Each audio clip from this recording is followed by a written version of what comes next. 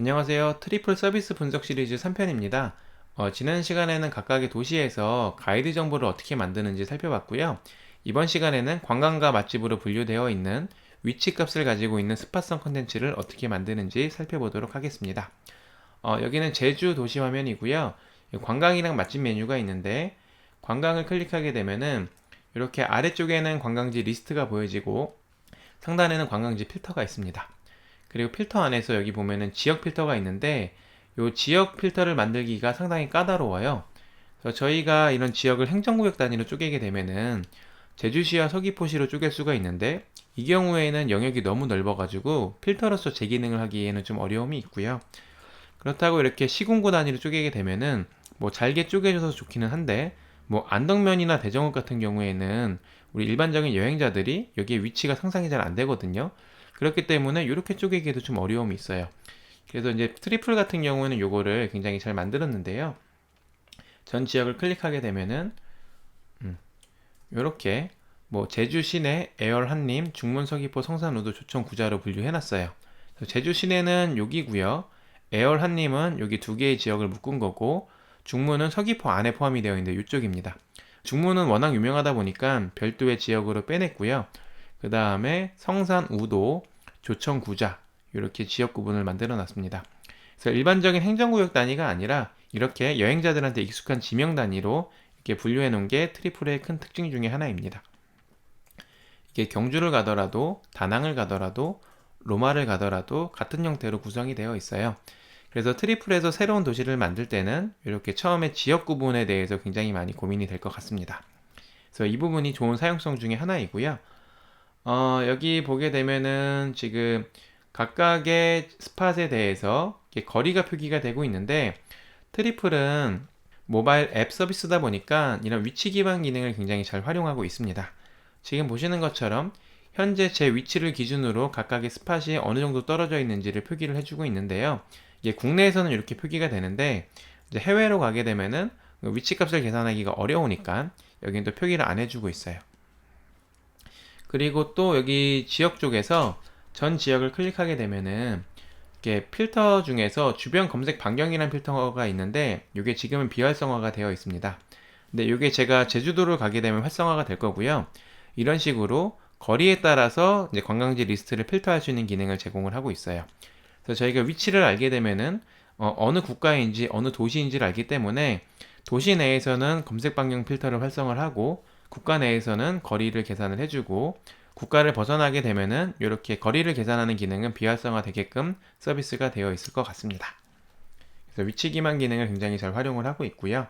그 다음에 카테고리를 볼 건데요. 여기 보면은 관광지에는 관광명소, 테마체험, 쇼핑으로 분류가 되어 있고 또 여기 맛집을 가게 되면은 음식점, 카페, 디저트, 술집, 바로 되어 있는데 이제 스팟을 등록하는 이제 데이터베이스는 하나일 거예요. 그래서 요 안에서 카테고리가 분류가 되어 있을 거고 지금 보시는 것처럼 카테고리는 관광과 맛집 그리고 관광 안에서도 요 명소와 체험, 쇼핑, 맛집 안에서 음식점, 카페, 디저트, 술집, 바 이렇게 되어 있을 겁니다. 그래서 새로운 스팟을 등록할 때 대륙 국가 도시와 위치를 선택을 하고 각각의 카테고리를 선택해서 이제 세부 내용을 채워 넣는 형태로 이제 스팟을 등록하게 될 것 같습니다. 다시 관광지로 돌아와서 이 중에서 저는 성산 일출봉을 조금 더 자세히 살펴볼 건데요. 여기 보면은 스팟 이름, 한 줄 소개, 유저 활동, 그리고 거리, 카테고리, 지역 구분으로 리스트 화면을 구성을 했습니다. 여기 보면 예약 가능이라고 있는데 트리플 안에서는 투어 티켓 상품도 예약할 수 있도록 준비가 되어 있어요. 그래서 성산 일출봉 관련 상품이 있으면은 이런 식으로 스팟 컨텐츠 안에 투어 티켓 상품을 묶어가지고 연결을 시키고 상품이 연결되면은 예약 가능 배지를 보여주게끔 만들어져 있을 것 같습니다. 상세 화면으로 들어가 보겠습니다. 이게 성산 일출봉의 상세 화면인데요. 여기 보면 사진이 굉장히 많죠. 사진 같은 경우는 여행 서비스에서 굉장히 중요하기 때문에 앞에 보이는 사진들은 에디터가 선정을 할 거예요.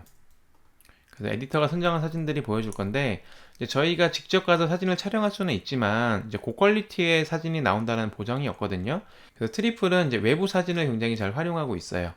여기 보면 출처를 표시하고 있는데 셔터스톡에서 가져온 사진이고 이것도 셔터스톡 그 다음에 여기는 위키미디아 이런 식으로 외부 사진을 적절히 가져와서 활용을 하고 있고요. 또 저작권 이슈가 생길 수 있기 때문에 출처를 항상 명시하고 있습니다. 예전에 피키캐스트 같은 경우가 컨텐츠를 만들 때 이렇게 출처를 표시하고 사용을 했었는데 트리플도 이렇게 사진에는 항상 출처가 함께 포함이 되어 있습니다. 그 다음에 이제 사진 같은 경우는 계속해서 업데이트하기가 어렵잖아요. 근데 지금 682개나 쌓여 있는데 트리플에는 여행자가 리뷰를 남길 수가 있기 때문에 여행자들이 남긴 사진을 여기 이제 메인 사진 뒤에다가 계속해서 붙여서 보여주고 있어요. 그래서 여기에 있는 사진의 개수들이 계속해서 늘어나게끔 만들어져 있습니다. 여행자 리뷰 사진도 적절히 잘 활용을 하고 있고요. 좀 내려보면은 여기는 그냥 일반적인 가이드 컨텐츠이고요. 더 내려보면은 투어 예약이 있는데 요거는 아까 말씀드린 것처럼 이렇게 스파 컨텐츠에 투어 컨텐츠를 매핑해서 서비스를 할 거고, 투어 상품이 없으면은 아예 이 투어 예약 영역 자체를 안 보여줄 거예요. 그렇게 되어 있고요. 투어 상품이 있는 경우에는 이렇게 예약 가능 배지를 보여주게끔 되어 있습니다. 더 내려가 볼게요. 그 다음에 여기 위치 정보가 중요한데요. 스팟 같은 경우에는 좌표 정보가 굉장히 중요해요. 그래서 이제 위치를 등록을 할 때 이 스팟의 위치가 어디에 찍히는지를 잘 봐줘야 돼요.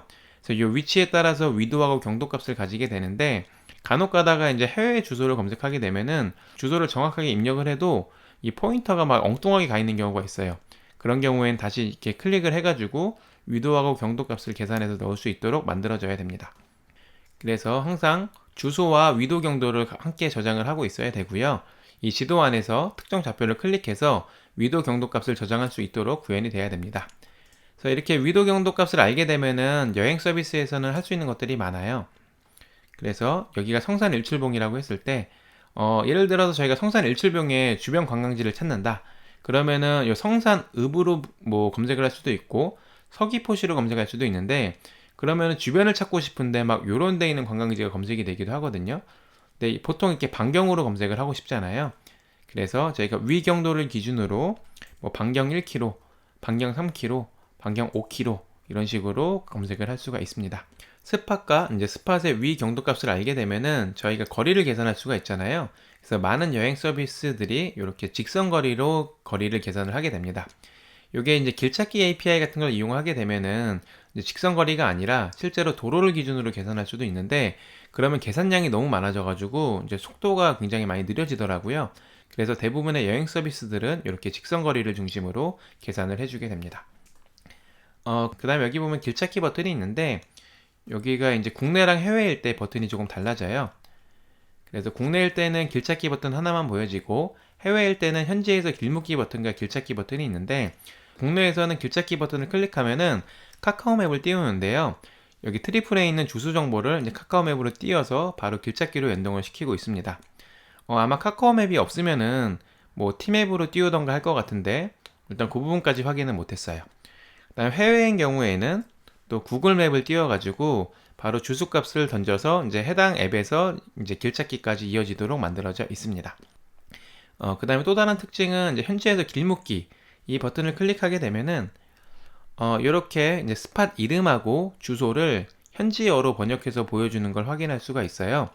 그래서 저희가 뭐 택시를 타고 이동하거나 이럴 때 언어가 안 되면은 뭐 이런 식으로 번역된 걸 보여주면 굉장히 유용하겠죠. 그래서 이런 것들은 구글 번역 API를 이용해서 만들 수가 있습니다. 그래서 이 부분을 보면은 트리플은 서드파티 서비스도 굉장히 잘 활용을 하고 있는데요. 뭐 구글 지도 API, 구글 번역 API, 카카오맵이나 구글맵으로 또 던지는 것들, 이런 것들까지도 잘 이렇게 접목해서 여행자들이 편리하게 이용할 수 있도록 다양한 기능을 지원하고 있습니다. 조금 더 내려보겠습니다.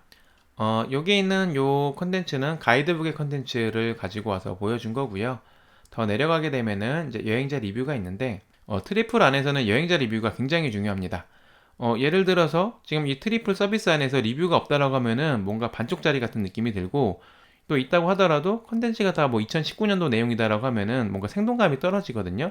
그렇기 때문에 이제 리뷰를 남기면은 포인트 등을 지원해주면서 계속해서 리뷰를 독려를 하고 있고요. 이렇게 여행자들이 남긴 사진들을 또 모아가지고 아까 스팟 사진에다가 같이 보여주고 있거든요. 그런 식으로 또 적절히 활용을 하고 있습니다.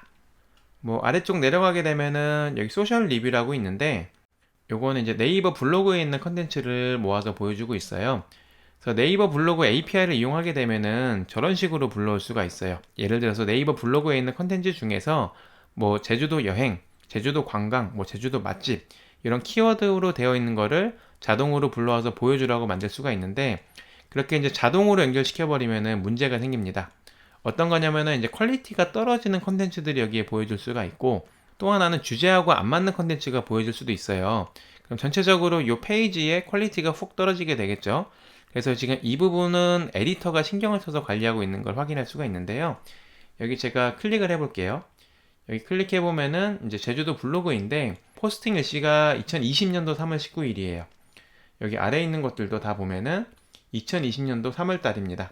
그래서 제주도 도시 정보를 만드는 시점에 이제 블로그에 있는 정보를 확인해서 이렇게 매핑을 걸어 놨을 것 같아요. 제가 파리랑 로마를 봤을 때는 막 2019년도 리뷰였던 것 같은데, 이거를 기술적으로는 항상 최신 정보를 가지고 올 수는 있지만 양질의 최신 컨텐츠 관리가 어렵기 때문에 이런 식으로 스팟마다 에디터가 컨텐츠를 확인하고 이제 선정해주는 작업들이 필요할 것 같아요. 또 내려보게 되면은 뭐 이곳과 함께 본 장소가 있는데, 이제 이런 것들은 좀 쉽게 구현이 가능하죠. 모든 로그 데이터를 쌓아놔서 이 성산일출봉에서 이제 다른 스팟으로 어디로 많이 갔느냐, 요거를 트래킹하게 되면은 이런 것들을 만들어낼 수가 있습니다. 다음 아래에 있는 근처의 추천 장소, 이건 아까 보신 것처럼 이렇게 성산일출봉을 중심으로 뭐 예를 들면 1km 이내에 있는 관광지를 불러와라, 이렇게 해서 서비스할 수가 있고요. 이 거리 같은 경우에는 이 스팟과 스팟 간의 거리를 계산해서 표현해 줄 수가 있습니다. 네, 여기까지 스팟 상세 페이지를 좀 살펴봤고요. 다시 여기 제주도 화면으로 가볼게요. 여기 보면은 이제 제주도 메인 화면에 여기 지도 아이콘이 있는데, 지도를 클릭하게 되면은 이렇게 제주도 안에 있는 스팟들을 보여주게 돼요. 보라색 아이콘은 관광지이고 빨간색 아이콘은 음식점입니다. 그래서 저희가 이제 좌표값을 가지고 있기 때문에 이런 식으로 지도 안에다가 이제 위치를 표기해 줄 수가 있고요. 클릭했을 때 해당 스팟들로 바로바로 이동하는 이런 기능을 구현할 수가 있어요. 여기를 또 클릭하게 되면 상세 페이지로 이동을 하겠죠. 다시 뒤로 돌아와서 여기 메인 화면 같은 경우에도 지난 시간에는 가이드북에 있는 내용을 꾸민 것들을 확인해 봤는데요. 이제는 스팟들이 어떻게 활용되는지 또 확인해 보도록 하겠습니다. 이제 이런 것들은 가이드 정보에서 가지고 온 거고, 아래로 쭉 내려보게 되면은 이렇게 썸네일 이미지 위에 좋아요 아이콘이 있는 것들이 있어요. 클릭하면 이제 좋아요가 되거든요. 그래서 이런 것들은 스팟 컨텐츠라고 보시면 됩니다. 그래서 사진이 있고 스팟 이름이 있고 카테고리가 있고 거리가 계산이 돼요. 그래서 제주에 왔다면 어디를 가야 할까? 이렇게 스팟 리스트를 보여주고, 또 제주 사람이 추천하는 맛집, 요것도 스팟이에요. 여기 찌마기 아이콘이 있죠. 또 내려가게 되면은 이렇게 방송에서 보장한 제주 맛집, 그 다음에 제주 겨울 포토 스팟, 이렇게 해서 거리까지 계산이 돼서 함께 보여지고 있습니다. 그래서 제주도 메인 화면은 가이드에 있는 정보들, 관광가 맛집에 있는 스팟 정보를 잘 가지고 와서 메인 화면을 다양하게 구성을 하고 있습니다. 네, 그래서 좀 정리를 하면은 이 스팟 상세 페이지가 어떻게 만들어지는지 살펴봤고요. 그 다음에 이 스팟과 스팟이 모여가지고 어떤 식으로 활용이 되는지까지 확인을 해봤습니다. 여기서도 활용이 되고 또 지도에서도 활용이 되죠. 그래서 여기까지 스팟에 대한 설명을 마치도록 하고요. 여기 도시 아래 보면은 일정 등록이란 버튼이 있는데요. 이 버튼을 클릭하면은 여행 코스를 만들 수가 있어요. 그래서 다음 시간에는 여행 코스를 어떻게 만드는지 그 부분을 자세히 살펴보도록 하겠습니다. 감사합니다.